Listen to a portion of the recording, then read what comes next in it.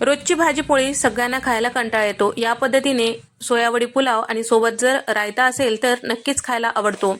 तर त्यासाठी पहिल्यांदा आपल्याला सोयावडी भिजत ठेवायचं आहे। तर गरम पाण्यामध्ये साधारण 10 मिनिटांसाठी हे भिजत ठेवायचं आहे। तर इथे कपभर इतकं सोयावडी घेतलेलं आहे आणि सोबतच आपल्याला यासाठी तांदूळ घ्यायचे आहेत। तर 2 कप इतकं इथे मी कोलम तांदूळ घेतलेला आहे, कुठलाही तांदूळ तुम्ही घेऊ शकता। तर इथे मी भाज्यांमध्ये काही गाजराचे तुकडे, फुलगोबी, मटर, आलूच्या फोडी आणि कांदा घेतलेला आहे आणि दही टाकून याला छान असं मिक्स करून ठेवायचं आहे।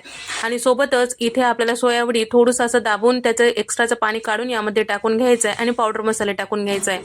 सगळे पावडर मसाले टाकायचं, पण यामध्ये बिर्याणी मसाला टाकायचा मात्र विसरू नका। आलं लसणाची पेस्ट आणि चवीपुरतं मीठ इथेच मी टाकून घेतलेलं आहे। आपल्याला कुकरमध्ये टाकलं की बाकी पावडर मसाले काही टाकायची गरजच नाही। झाकून ठेवूया। आता फोडणी देऊया। फोडणी देण्यासाठी कुकरमध्ये तेल टाकून घेतलेलं आहे।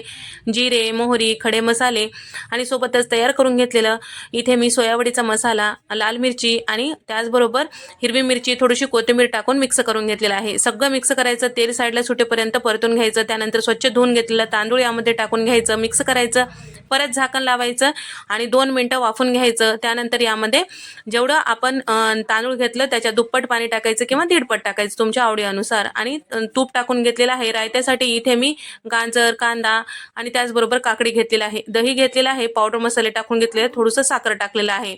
मिक्स करायचं आणि कट करून घेतलेलं जे बारीक भाज्या आहेत ते यामध्ये टाकून घ्यायचं आहे। 2 शिट्ट्या झालं की इथे आपलं मस्त सोयावडीचा पुलाव तयार झालेला आहे। सोयावडी पुलाव आणि त्यासोबत मस्त असा रायता नक्की आवडेल। व्हिडिओ आवडल्यास लाईक